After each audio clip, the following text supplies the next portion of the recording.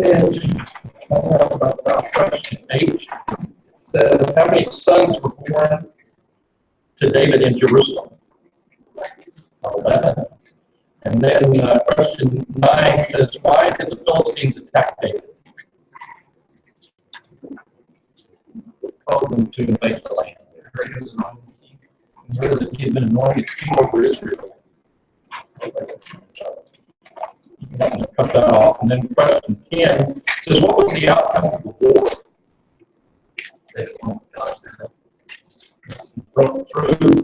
Broke through like breaking through water. And scattering.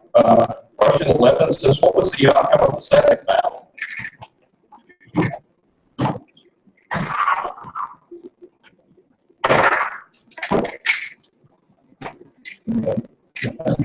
Striking down again, chase them back to Gezer over in the coastal plain there, chase them back to the north and to the west. Then describe the congregation that assembled to transport the ark to Jerusalem.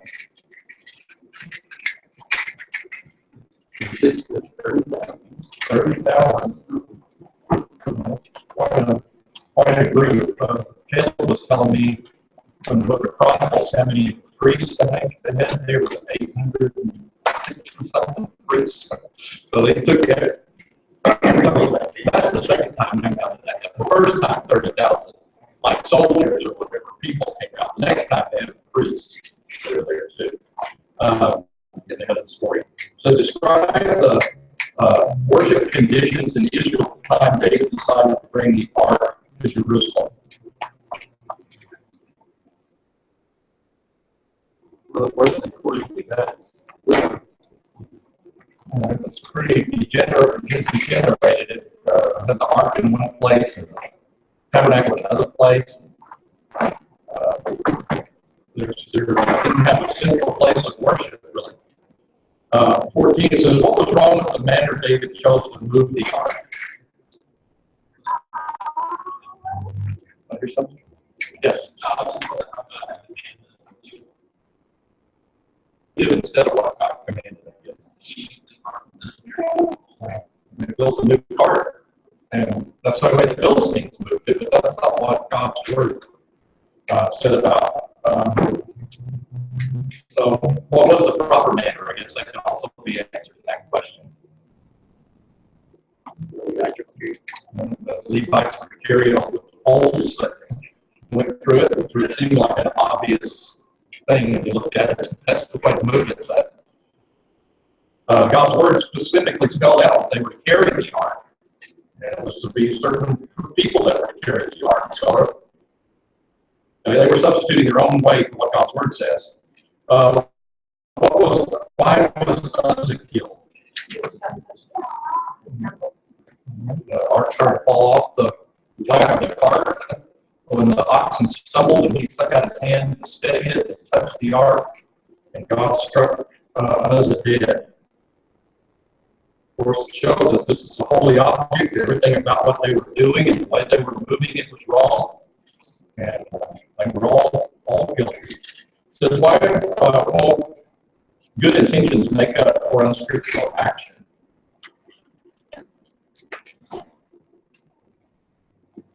Understand whether you know it is or not.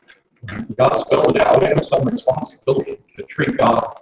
Well, we know we're supposed to treat Him holy, and He spelled out what holy is, as far as how to treat Him and how to treat the ark, and all the different parts of worship, what He wants. And when you don't do that, then you're accountable. The law was clear, but it wasn't like you couldn't understand it or it was too hard. It just took a little effort to read it. Right? Spelled it out exactly how to do it. So there's really no excuse for being ignorant about it. And the same thing is true today. Is it's not hard to think to read the New Testament and say what they do on the first day of the week. They came together to worship pretty well. Anybody can understand it if they want to. You can just read it. They did 5 things and we come together to worship. That's what they did. And it spells it out. So God wants to be treated holy. He demands it. He's already proved that with Nadab and Abihu, when they didn't worship with the proper fire or the incense, he struck them dead the very first time they messed up. Against it, worshiping at the tabernacle to show he doesn't tolerate that. He made an example of it. So here's another example that's there for all of us to study and learn from. What changes did David make in moving the ark the second time?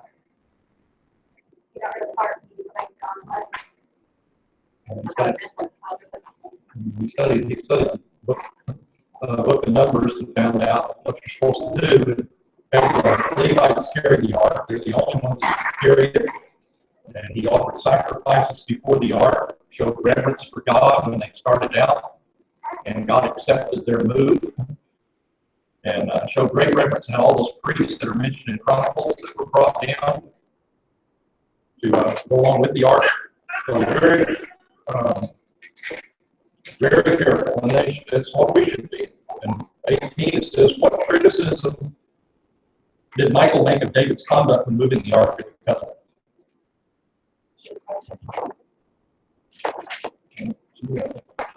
Used to not being dignified.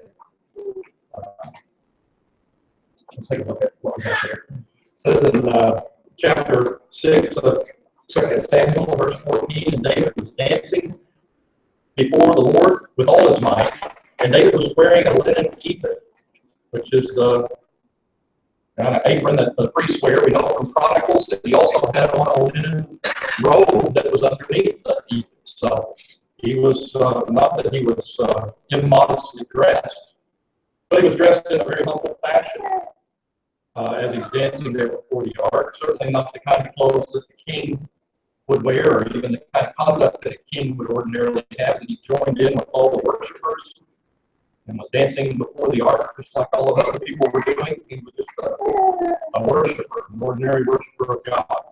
So David and all the house were bringing up the ark of the Lord and shouting, and the sound of trumpets. It says, then it happened as the ark of the Lord came into the city of David, that Michal, the daughter of Saul, looked out the window and saw King David leaping and dancing before the ark, and she despised him in her heart. So usually, what you have in your heart, it ends up coming out. Usually in the way that you talk to somebody or the way you treat them. But she is a king's daughter and was Saul's daughter. Sees David acting like an ordinary citizen and worshiping God in this humble fashion. And she despises him in the way that he is worshiping God. That certainly doesn't sound like a very good relationship. She originally loved David, was married to David, but then Saul, when David had to flee, gave her to another man, and she'd been living with another man for a long period of time. And then she was brought back to David, and evidently that whatever respect and love she doesn't have anymore. So he comes into the city and he offers burnt offerings and peace offerings and distributes them to all the people.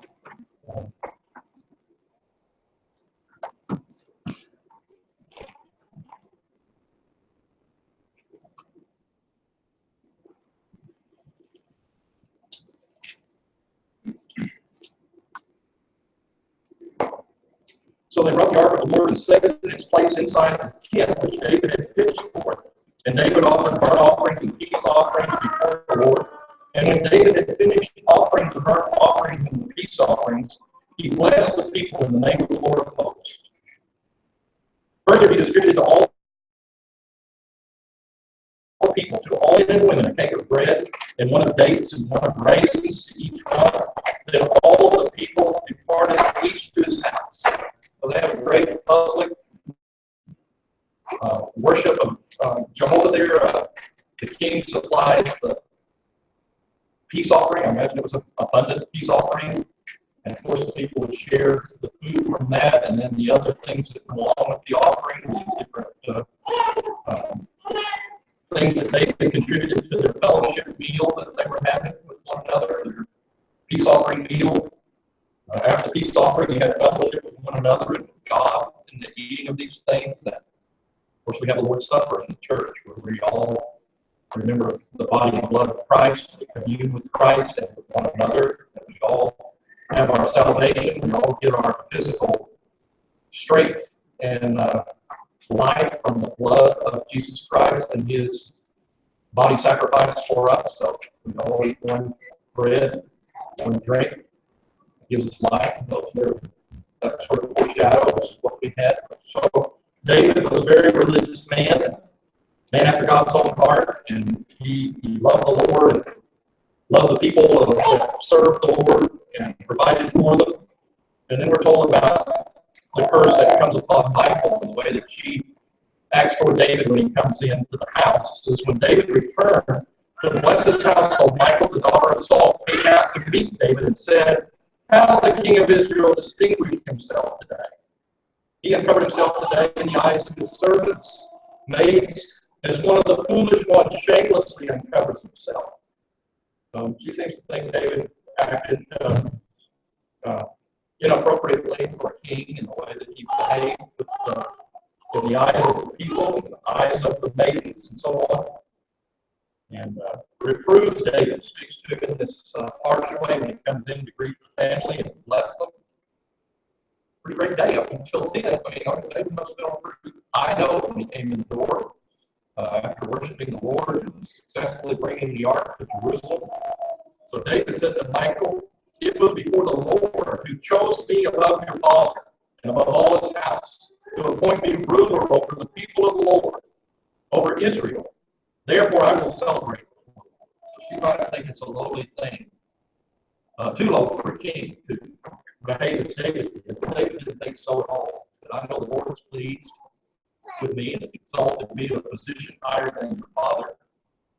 Thinks more of me than he did of your father. And I will be more lightly esteemed than this, for being humble, and will be humble in my own eyes. But with the maids of whom you have spoken, with them I will be distinguished. So these humble people that she thinks David's been associating with, looks down on, worshiping God that he's made himself an equal with, says, I'm happy to be associated with the humble. That's what all of us. We should all condescend to one another to serve the Lord. It's not important who gets the honor. We're to prefer one another in honor when it comes to the Lord's church and our worship together and our work together. Greatest in the church is the servant of all, right? One that serves the most is the greatest. And David had that same concept about worshiping God. He'd been given his position by God. And he's happy to be lightly esteemed, to be humble. And so should all of us. He was a model about what a king, a leader ought to be. And Michal, the daughter of Saul, had no children the day of her death. So, I don't know if that means that in some way she was cursed or that they had no further relations with each other. Whatever the circumstances were, she bore no children after she reproved David the way that she did.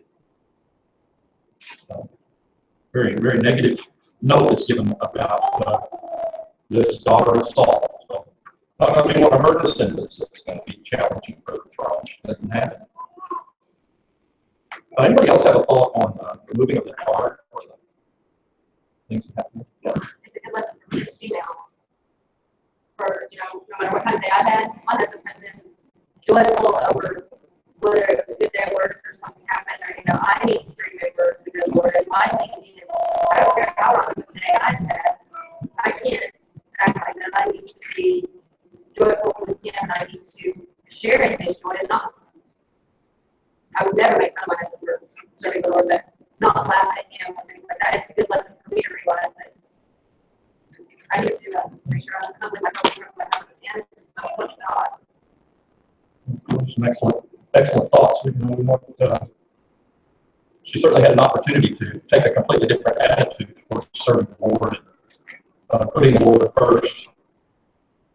And she's a terrible negative example of how life behaves. Any other thoughts? It seems to insinuate they had no further relations. And that's certainly possible what we're talking about. But for whatever reason, she had no more children. Is she the last of Saul's children, or is there another first one? Obviously, Jonathan is his son. He has some other sons that are going to be put to death. We're going to read about that probably weren't like legitimate sons, or a son that is legitimate, maybe concubines or some. There's some others that are going to be talked about that are put to death. But I guess like the royal children, I think maybe she may be the last. We know he's got a grandson, Mephibosheth. He's Jonathan's son. So,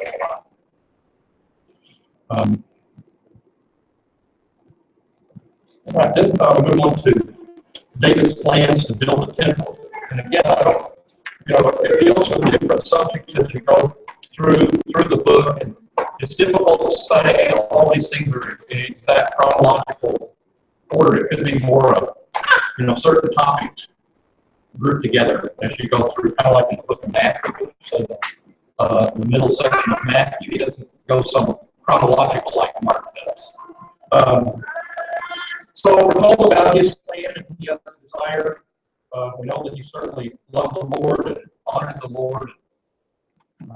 Wants to see the temple built, a permanent place for God. We're told about his thinking in chapter 7, verses 1 and 2. That he's dissatisfied with the circumstances that the ark is in. Now, it came about that when the king lived in his house, so how many years that was after he moved to Jerusalem, he got his big house built, and he's living in his palace. Some time has passed. He's living in a fine location there. And the Lord had given him rest on every side from all his enemies. So the next chapter, we're going to study about all of his conquests and fighting all his enemies. So this doesn't sound chronological, does it? Because that's already happened once in the next chapter. So it's like, we talk about the ark, let's talk about the temple. It's kind of like, put those two subjects together here. And the king said to Nathan the prophet, "See now, I dwell in a house of cedar, but the ark of God dwells within tent curtains." And troublesome to him that the ark has got just these curtains around it, in a tent, and here he is in this fine palace. And it seems like inappropriate that there would be such a humble circumstance for God's ark compared to what an earthly king has. That the King of Heaven, his holy object that represents his throne should be in a tent. So David seems to have some good thoughts there that he'd like to do something better for the ark, to honor it. And Nathan is there, and Nathan is one of the writers of the life of David. He's one of David's best friends. You find him with him, before he comes to power, and here giving him advice. He's there at the very end when Solomon is appointed the king, and backs up Solomon when Solomon is crowned. He's the one who he commits the sin of Bathsheba. It's Nathan the prophet that God sends to him to reprove him for that sin and point out, "You're the man, David." So he's an important figure in the life of David, as almost like he's taking the place of what Samuel was to him before Nathan is as a prophet. And verse 3, it says, "And Nathan said to the king, Go do all that is in your heart, for the Lord is with you." So David has a reputation of being right with God and blessed by God. But we're going to find out God isn't for this plan. The only way you know that God wants a temple is if God tells you to build a temple. I mean, the last word from God was, build the tabernacle, put the ark in these, this house of curtains. And that really does kind of describe the tabernacle, doesn't it? It had like a curtain around the outside. Then you go through a curtain into the holy place, and then another curtain into the most holy place. It really was a bunch of curtains that were hung up all around. And that's what God wanted. He didn't, just because David thinks it's a good idea to build a temple, it's not good enough. And Nathan gives him some really poor advice there. He says, "Sure, go ahead. You're good good with God, so if you want to build a temple, go ahead and build a temple. But we're trusting him that that's not God's plan. So in verse 4, he begins to give an answer to David, or to Nathan. It says, now in the same night the word of the Lord came to Nathan saying, I don't know how it came to him, but just as it came to Samuel and other prophets, it was unmistakable when it came to God.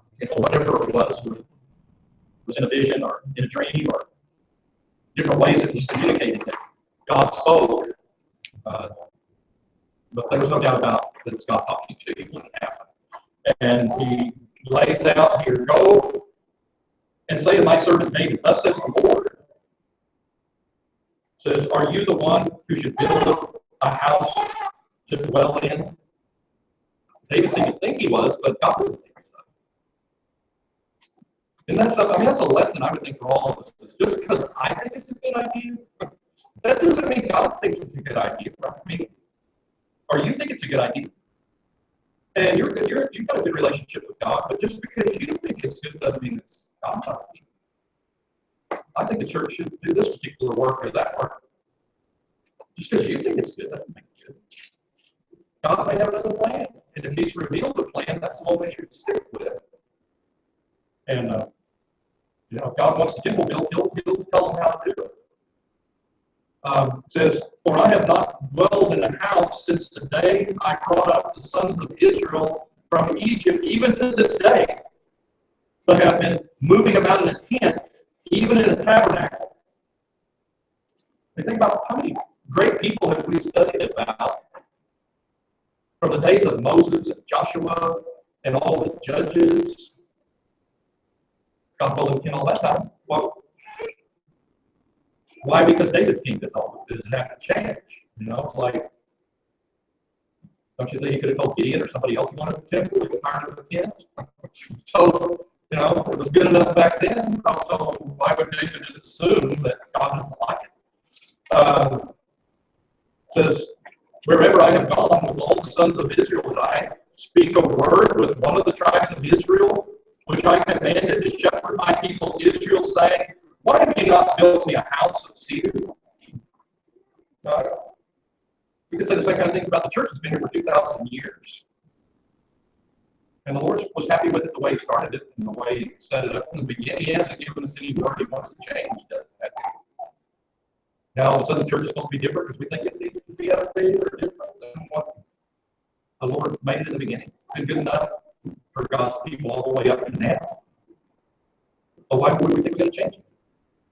So what do you think that David was just feeling like almost not too proud, but he was not good enough for what he was looking at, and he wanted to get better to God? Or do you think it was just something that he was ultimately making lost for God's benefit? People have been behind, he would build it to God. I think he had good, his motives were, I don't want to praise God, I want to do this and that. But just because you want to do it doesn't mean that God wants you to do it. It's like I play the trumpet, right? And I think I should blow my trumpet in the worship for God, And that's what you do. But God didn't say when you blow a trumpet. I mean, just because you think it's good. Right? I think others' intentions, right? Others' intentions were good. That's what just the chapter before.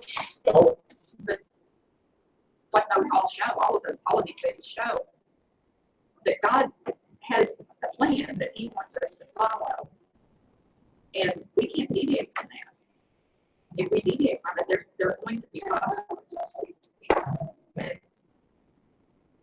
It's treating God holy and treating God like your way is the way. I'm not going to presume upon what you want. Yeah. To Kelly's point, I think that's one of the hardest temptations to overcome as you worship God, is that it feels like if I'm trying to worship God, it doesn't matter how I do it. We see in 1 Samuel 15 and then in this chapter again that, it doesn't matter how you do it. And that's one of the most common, ways that people, I think, falter today in different religions and stuff, is that it doesn't matter how we're worshiping God. But we see here, as outlined in the Old Testament, that it does. Over. And he seems to make the point over and over. He's like, how many times does he make the same point? You good with it. Don't eat the forbidden fruit. It might be look good for food, and you might decide it will make you wiser if God says to eat it. Don't eat it. But she ate it anyway. That's how all our trouble started, right? And you just go from there. Every time they try to change thoughts, I like vegetables. God's going to like vegetables. Right? I mean, I grew all this stuff. I'll offer that to God, but God didn't like it. He said a blood sacrifice, please. So, I mean, just going on. What seems good. So, there's a new example of it. He's got another plan besides that. Says,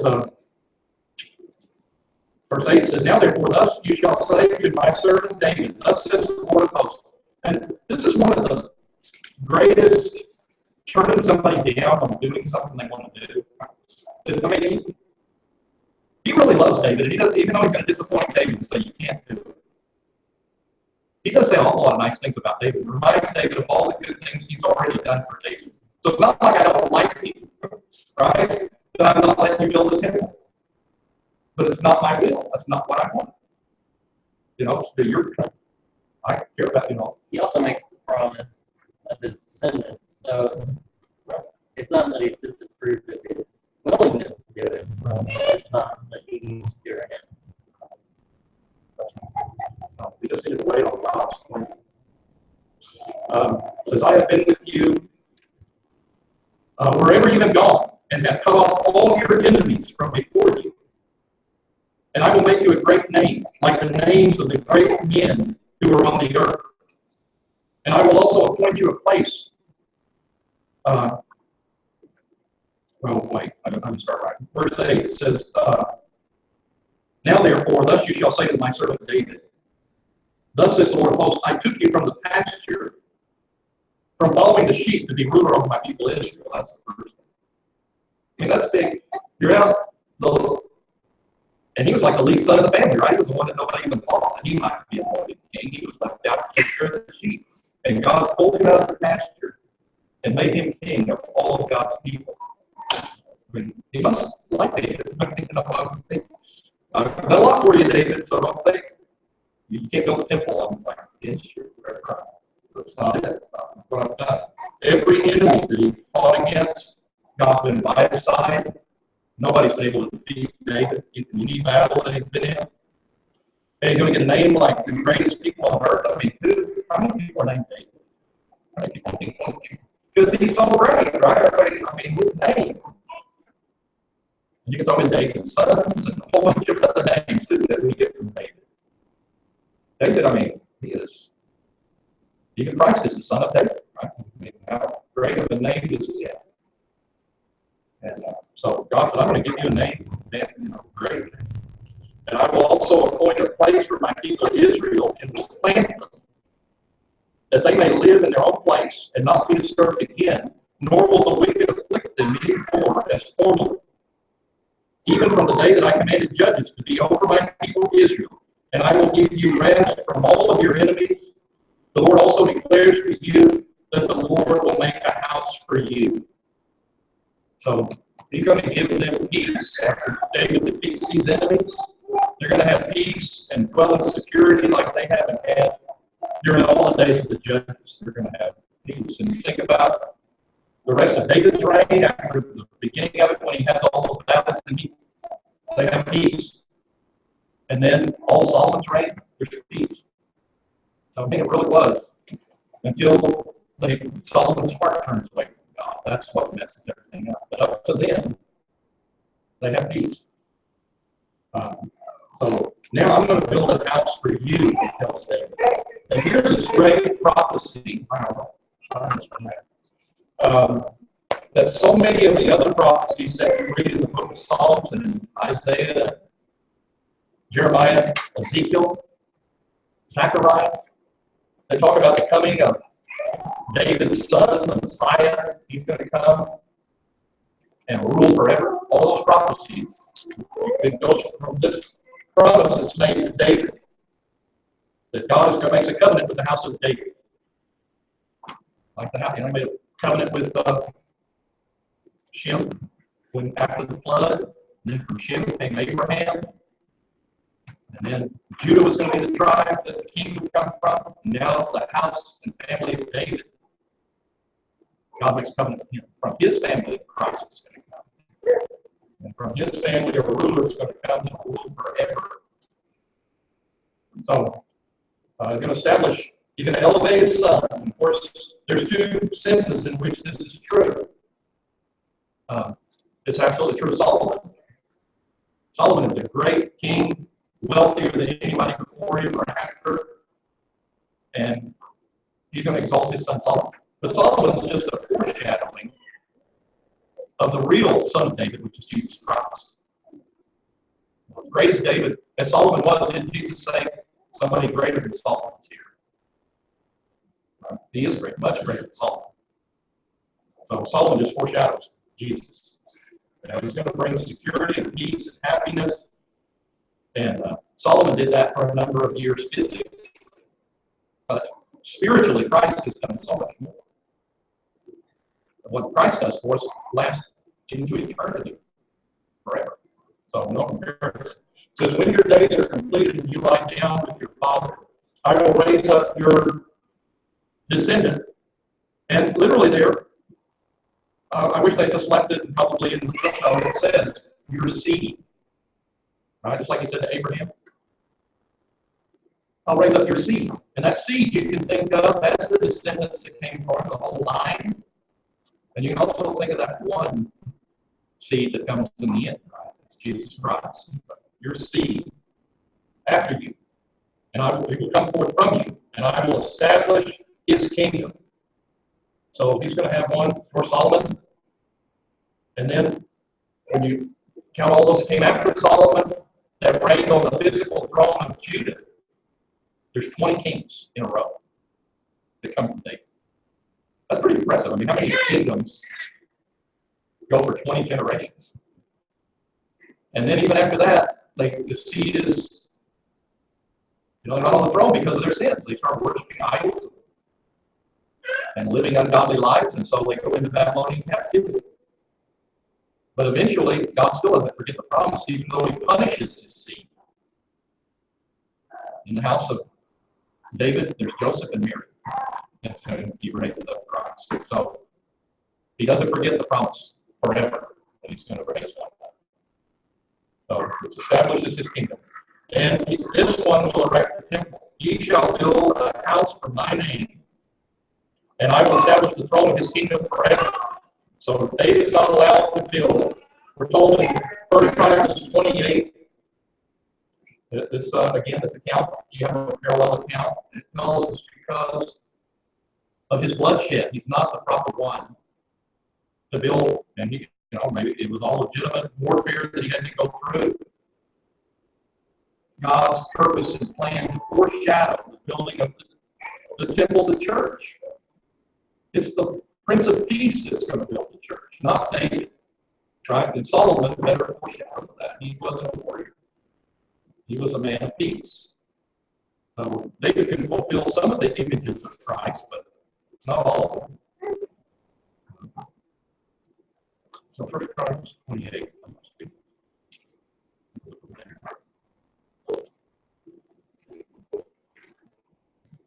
28 says, David assembled all Israel and all the officials of Israel, the princes of the tribes, and commanders of the divisions that served the king, and the commanders of the thousands, and the commanders of hundreds, and the overseers of all the property and livestock belonging to the king and his sons, with the officials and the mighty men, even all the valiant men. And King David arose to his feet and said, listen to me, my brethren and my people.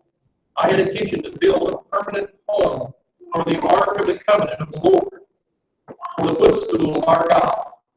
So I made preparations to build it. But God said to me, you shall not build a house for my name, because you are a man of war and have shed blood. So we'll find out some more about why God didn't like it.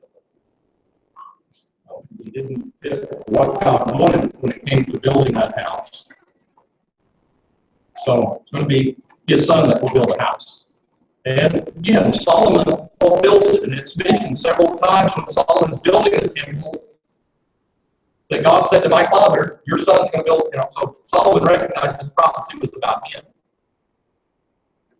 But at the same time, it's fulfilled in one who's more than him, which is Jesus Christ. He builds the church. And the church is a whole lot more important than Solomon's temple. But that temple back there just foreshadowed the church.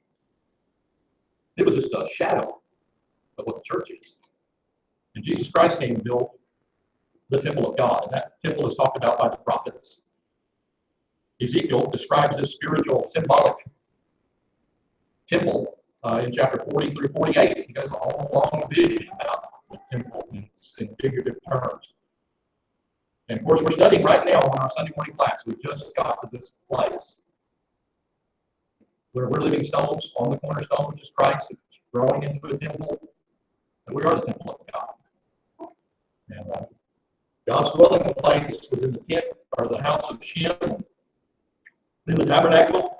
That he made his dwelling place. He gave instructions, detailed plans to David, which David gave to Solomon. And Solomon built the temple. And then, of course, Jesus Christ, God dwelled in him. The Word became flesh and dwelt among us. He talks about his body as being the temple. And then, of course, he built the church, which is his temple. And every individual Christian is the temple. So, that idea is carried forward. And this line culminates in Jesus Christ. He's the one that's going to be the one. At some point, it's going to last forever.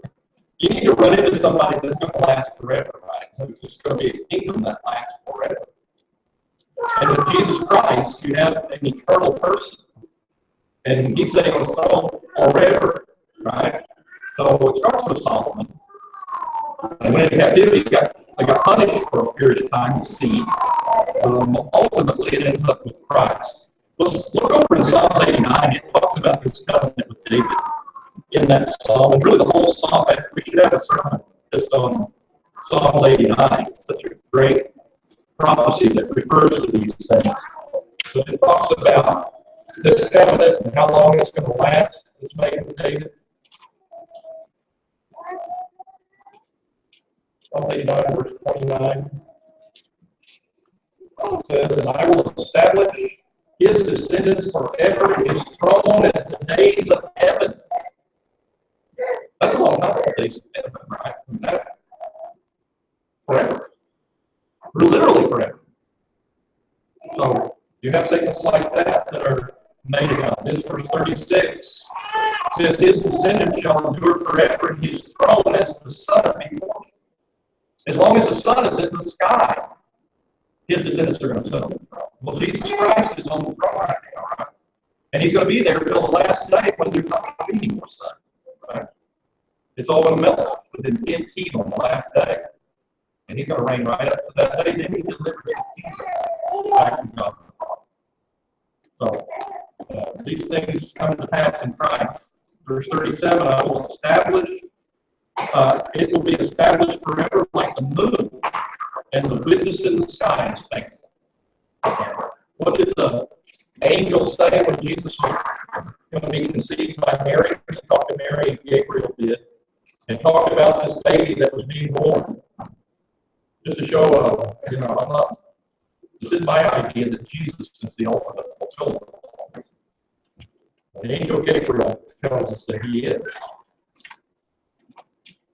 So, chapter 1 of Luke, in verse 32, it talks about Jesus. He will be great and will be called the Son of the Most High, and the Lord God will give him the throne of his father David, and he will reign over the house of Jacob forever, and his kingdom will have no end. So, the angel Gabriel said, this prophecy was talking about more than Solomon. He was talking about more than those earthly descendants after Solomon. He was looking ahead to the Christ alone. Those himself forever. And then he's going to have a father and son relationship with the king. He says, I will be a father to him, and he will be a son to me. When he commits iniquity, I will correct him. And with the rod of men, the strokes of the sons of men. So he's going to have a father and son relationship, caring relationship with this king. He had that relationship with the nation of Israel. They were his son when they came out of Egypt. And he had Solomon, and he's described as God's son in 1 Chronicles 28 and verse 6. And in the Psalm 89, it also talks about that relationship as he being a son to this king that's going to reign forever. And especially he's the son of Jesus. Jesus Christ is the Son of God. He's the only begotten Son of God. He is uniquely the Son of God. Even more than Solomon was ever figuratively so. Jesus is the ultimate fulfillment of that. And as mentioned in John, he is the Son of God, and all authority has been given to him because he's the Son of God. You notice there it said that the seed of David would be corrected for their iniquities, and he would strike them for their iniquities. And when the house of David sinned, God certainly didn't deal with them. But my loving kindness shall not depart from him, as I took it away from Saul, whom I removed from before you. So there'll be individuals punished in the line of David. When you get down to Zedekiah, they get sent into Babylonian captivity for 70 years. And when they come back, Zerubbabel is part of the family. He's one of those important men. And through Zerubbabel seed is where Joseph and Mary are eventually going to come. But so they're punished, but God doesn't forget about the house of David. It's not like the house of Saul where it just comes to an end. Already the dynasties in the northern kingdom of Israel, they get wiped out. David's house is still going to be in covenant with God. So you're going to have that. You know, and your house will be for me forever. Established forever. In Jesus Christ, you see that fulfilled. Here's the rule of God. First, God appointed Saul moved because of his sin part instead of God's part. David to be ruler. He is his representative, rules through. He's called the throne of David of God. And his throne of God is and so is Jesus Christ. And David is a king after a much better life. King. And Jesus who made a covenant. David, as long as the sun moves. And the Messiah, of course, fulfills that. He sits on the throne of David. We're told that child is going to be given to us, and he'll be called the Eternal Father, Prince of Peace when he comes. And he rules over Israel. All of Israel is under David. And of course, Jesus Christ rules over all the world. Here's another chart that kind of shows the history of what happens to this family and how it gets disciplined. First, you have David over all 10 tribes. And Solomon's heart was turned away from God his whole life. And he worshipped the false gods of his wives. And 10 tribes were taken away, but for David's sake and for this covenant, he kept 2 tribes. So then Rehoboam and his seed ruled over Judah. But then they become so wicked and fight at the end that they go into Babylonian captivity. They're chased. Their Babylonians rule over Israel. The Persians rule over Israel instead of the house of David. The Greeks. And then in the day of the Romans, God sent his son of David back, restored the kingdom. Through Jesus Christ, he became the king. Of course, Jesus is one who sits on the throne forever. He rules over all the world and all spiritual Israel and all men. So it finds its ultimate fulfillment and power in Christ. Well, we'll stop here. I'm a little over. Lord willing, later.